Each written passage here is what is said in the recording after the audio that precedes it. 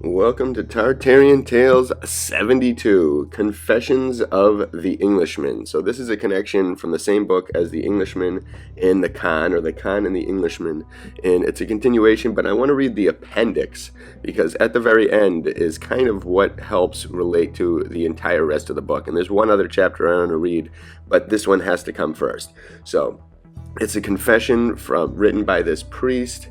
I'll explain it when I get into it. It tells all about it, but then he tells about all the travels of this Englishman who was kind of banished from a few other places and then found refuge with the Tartars as a translator, a spy, a very important part of what would become in the kind of disasters and battles of the 1200s or the 200s, i200s, whatever the heck the timeline is.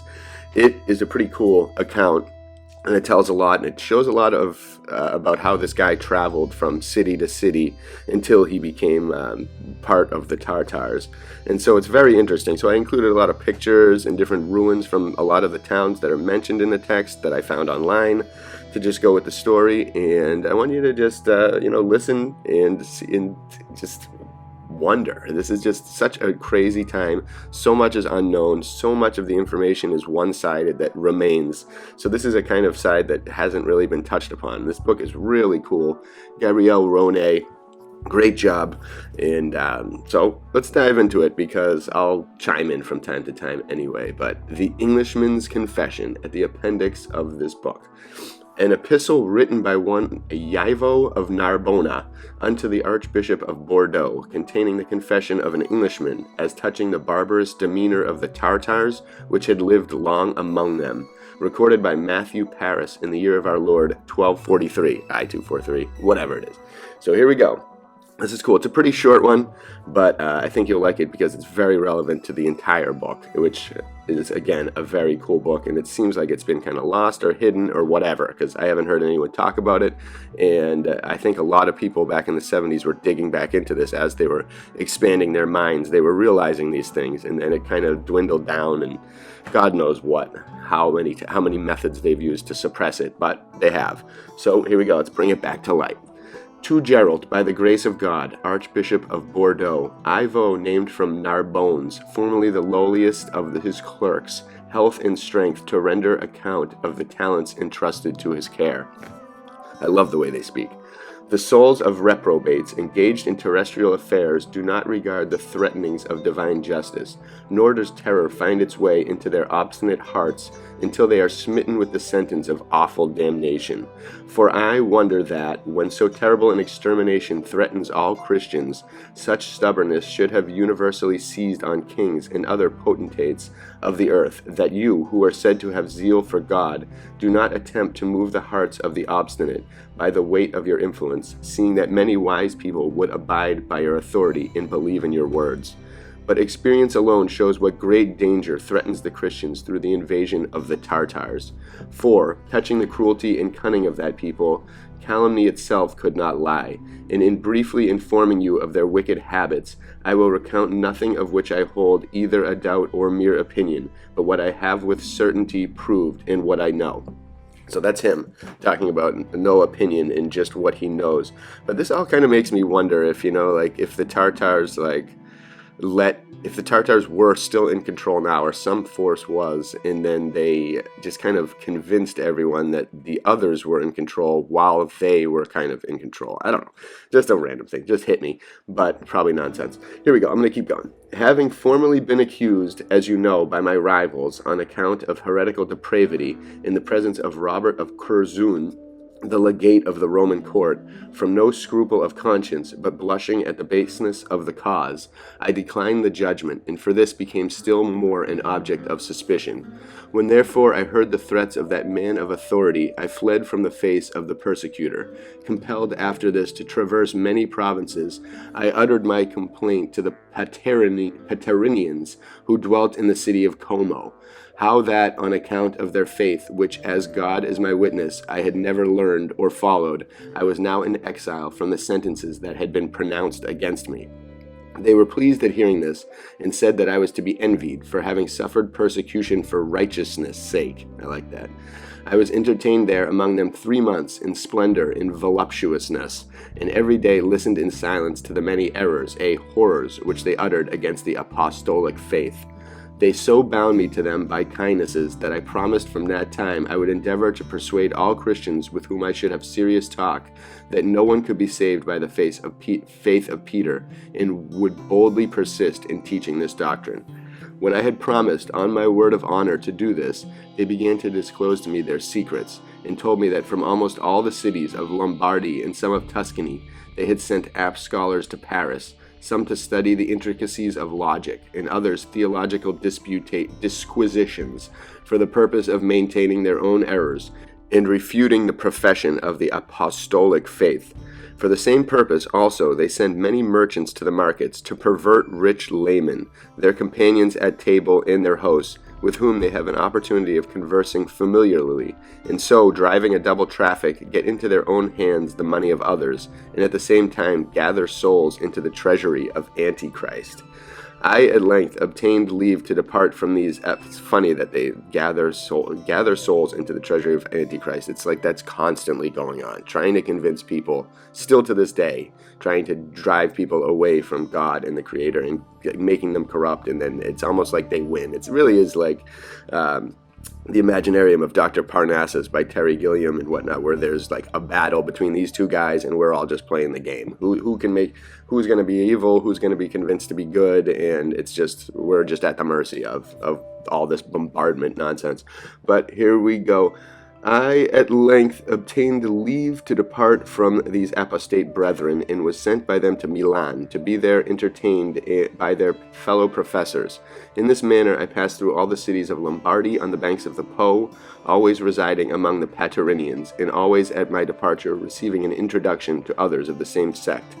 I at length reached Cremona, a celebrated town in Friuli, where I drank the most noble wines of the Tartarians, ate their preserved raisins, cherries, and other exciting meats, deceived the deceivers, and professed myself a Tartarian, though I still continued to be, so help me God, in faith, though not in perfect works, a Christian. I stopped 3 days at Cremona and received safe conduct from the brethren, but malediction from one of their bishops named Peter Gallo, who held me in suspicion. Afterwards, however, as I heard, this man was deposed by them for fornication. I then set out with a lay brother, and in the course of my travels came to the canals of Aquileia. The place sounds cool. Proceeding thence onwards, we took up our quarters with some brethren in a small town at Friesack. The next day, the lay brother left me, and I remained alone. I passed along through Carinthia and continued my route into Austria, put up a town called in the Teutonic tongue Neustadt, i.e. New City, where I was hospitably entertained by some religious of a new order called Beguines. I next concealed myself for some years at the neighboring city of Vienna in the adjoining districts, confounding, alas, that I should say so, right and wrong together, for I lived incontently by the instigation of the devil, and was a deadly enemy to my own soul, though at the same time I recovered many from the error of the Tartarians, of which I have already spoken.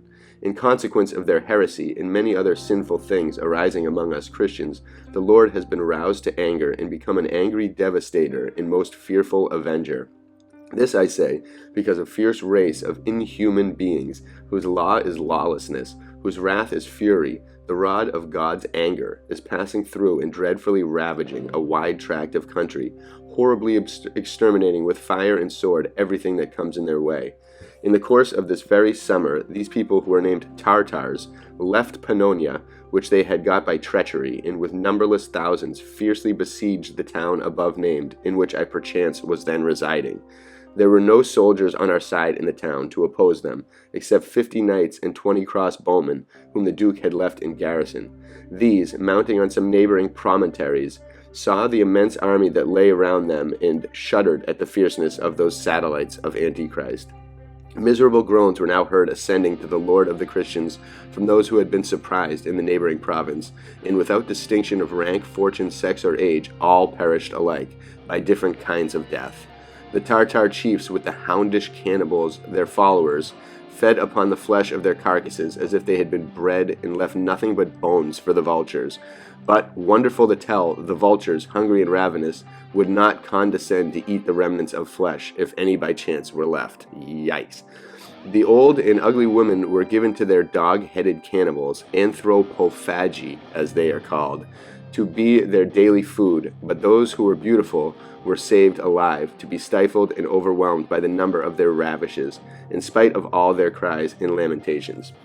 That is, the whole dog-headed thing is kind of nuts. I don't really understand it, but it almost makes me think, again, I'm just firing off random things that come, but it makes me wonder about the genetic modification of the past, and were people discovering this and mixing things, combining different things, and then is everyone now a product of some type of genetic mutation that existed in the past from the winning tribe, the winning people? And who could, a lot of the Bolsheviks and communists were like, oh yeah, you can keep your religion, you can do all this stuff, but while they conquered everyone and eradicated everyone, I wonder if the people in control of us now are doing the same thing.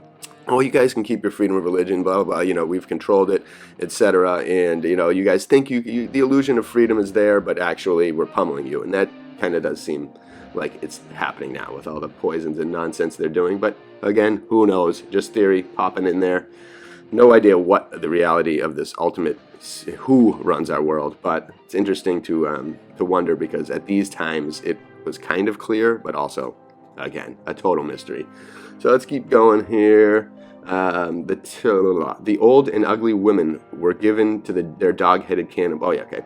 Virgins were deflowered until they died of exhaustion, when their breasts were cut off to be kept as dainties for their chiefs, and their bodies furnished a jovial banquet to the savages. And this does sound pretty savage. And if these are true, that's yikes. Meanwhile, those who were looking out from the top of a promontory saw approaching the Duke of Austria, the King of Bohemia, the Patriarch of Aquileia, the Duke of Carinthia, and, as was said, the Marquis of Baden, with many princes of the neighboring states drawn up for battle. In a moment all that execrable race vanished. All those riders returned into wretched Hungary, as suddenly as they had come. So suddenly did they disappear, a circumstance which creates the greater fear in the minds of those who witnessed it.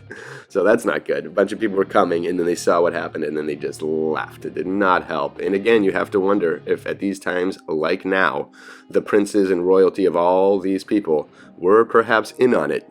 Depopulation, etc., reassessment of power, blah, blah, blah. Who knows what the prize was, but we know that people of royalty will do whatever to their subjects because they don't really value them.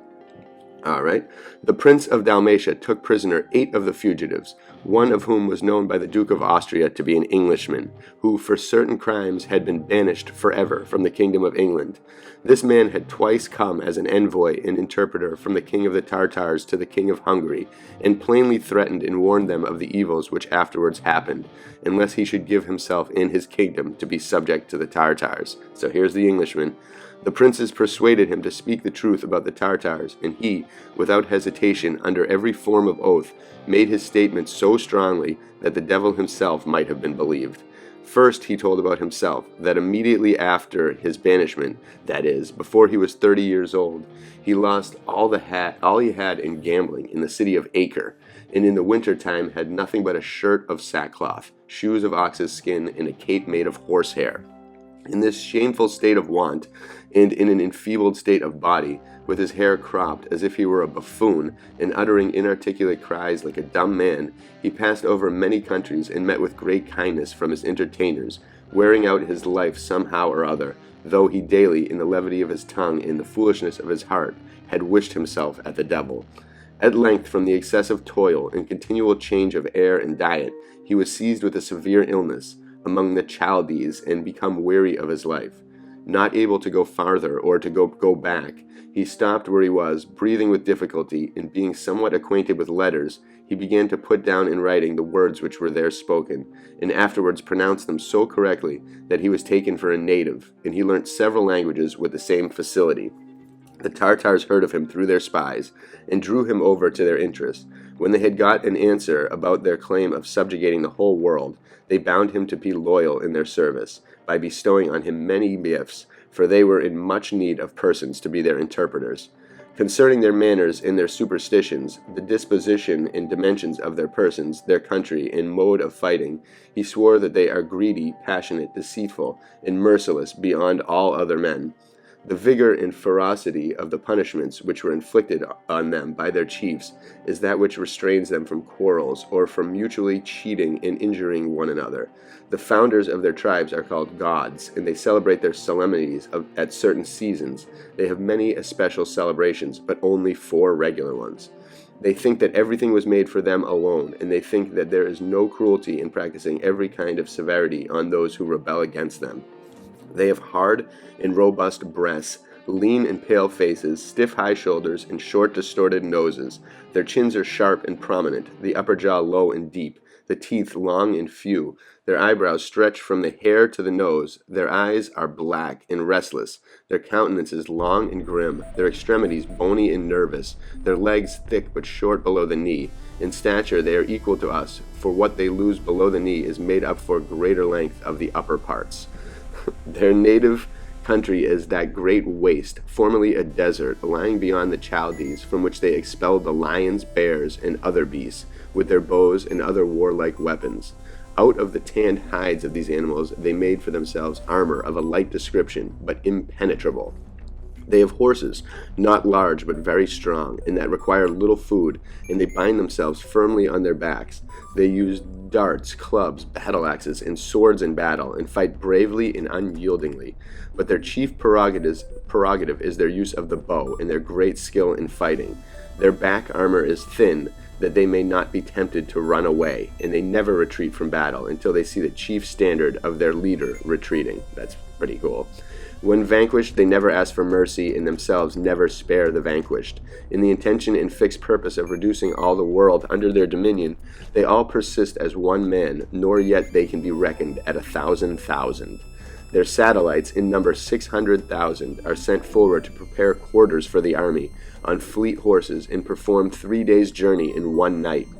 They suddenly disperse themselves over a whole province, and falling on the inhabitants, unarmed, undefended, and scattered, they make such havoc that the king or prince of the beleaguered country cannot muster men to bring into the field against them. Smart. In time of peace, they deceive the people and the princes of the countries on reasons which are no reasons. At one time they say they left their country to bring back the sacred bodies of the Magi kings, which adorn the city of Cologne. At another time they say it was to check the avarice and pride of the Romans, who oppressed them of old. Another reason was only to subdue under their dominion the barbarous Hyperborean nations and tribes. Then they said it was their intention to temper the fury of the Teutonics with their own moderation. Now it was to learn warfare from the French. Now to gain a sufficiency of fertile land on which to maintain their multitudes. And lastly, they said it was to exterminate their pilgrimage of St. James in Galicia. That to me sounds like someone coming from another place to do this, a place that's totally unknown to a lot of people, and they're coming with a mission of someone else or some other force that's just uniting them all under this thing. And who's to know if and I do think the world is far bigger, so much more land, and they're just keeping us in this prison zone. I firmly believe that. So when inevitably all the rulers have to get along with this. Like the Antarctica Treaty, all the present rulers must know, they must keep it secret.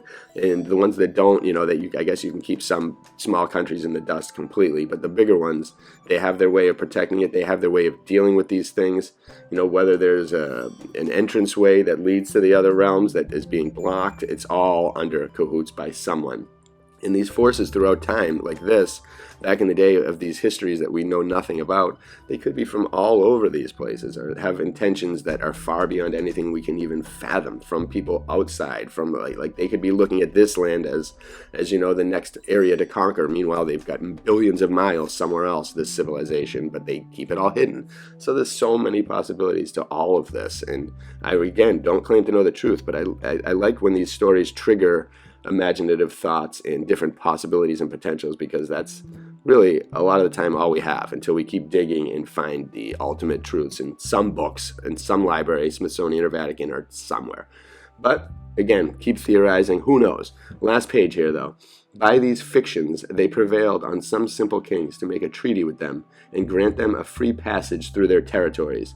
The Tartars did not keep the treaties, and those princes perished all the same. Seeing then that such dangers are arising to the whole of Christendom, what are these holy brothers doing with their new religious rites, and fresh from the fire of the furnace out of which they have been fashioned?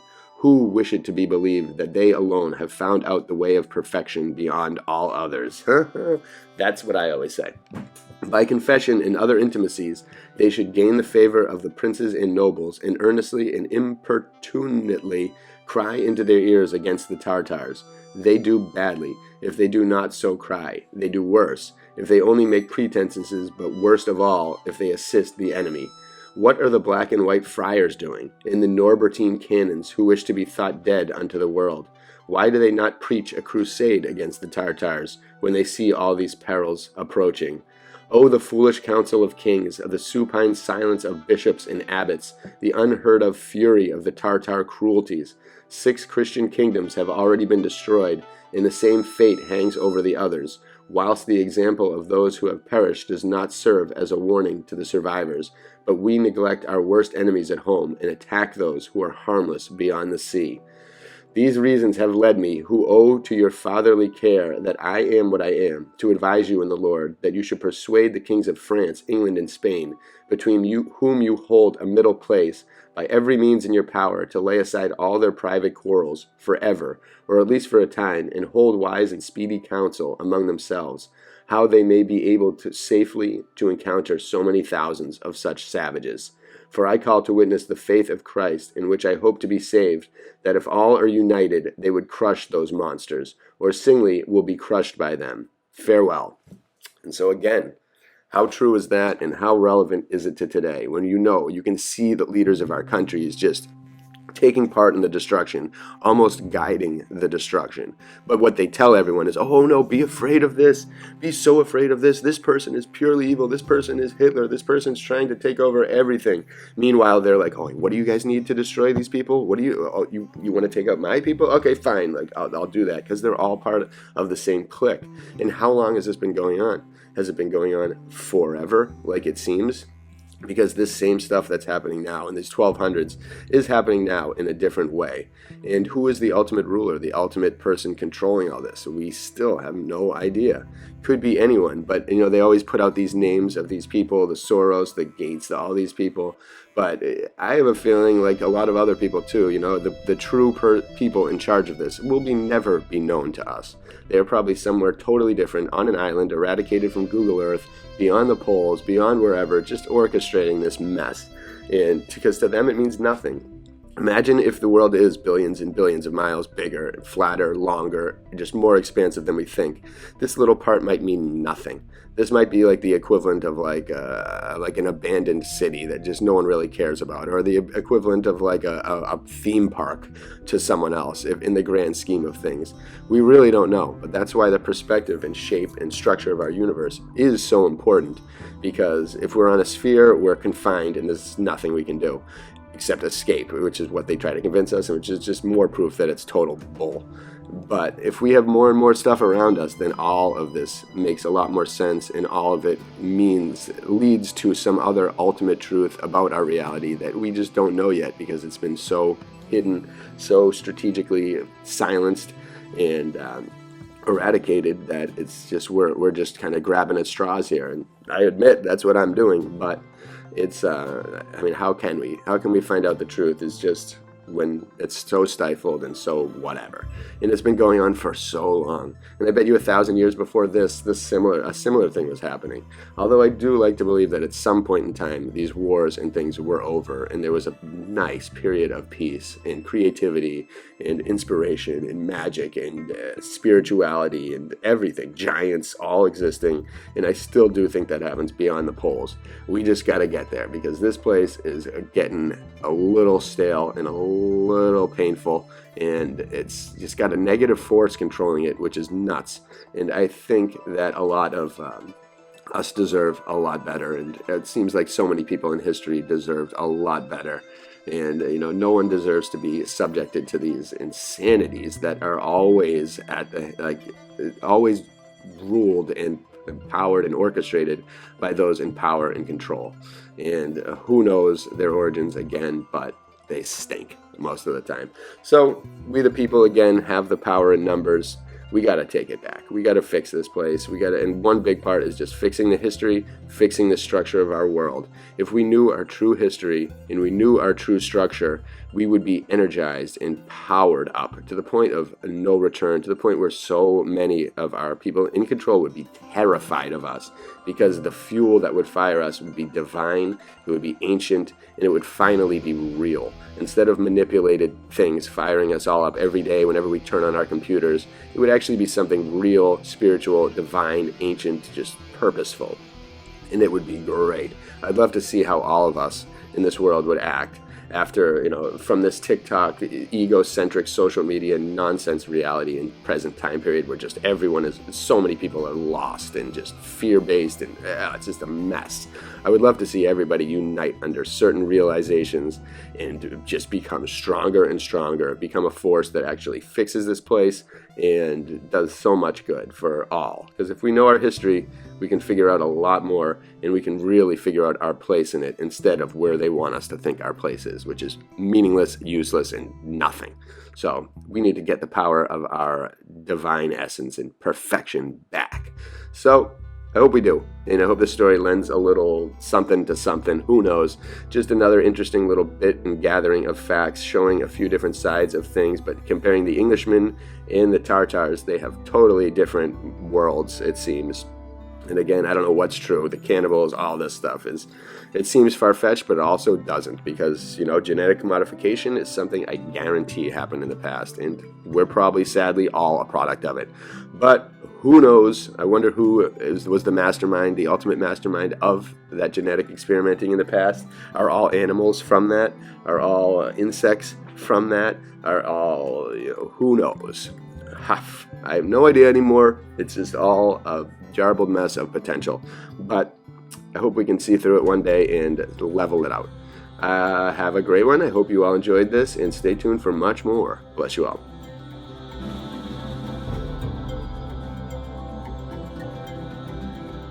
And this is just a last minute thought that popped into my head before I was putting this video out. But it kind of reminds me of this story that just came out, and I think it's based on a true story. Guy Ritchie's The Covenant with Jake Gyllenhaal, which I was surprisingly very impressed with. But it's all about the Afghanistan and the U.S. military, and they find an interpreter, that basically a translator that kind of knows all the ins and outs.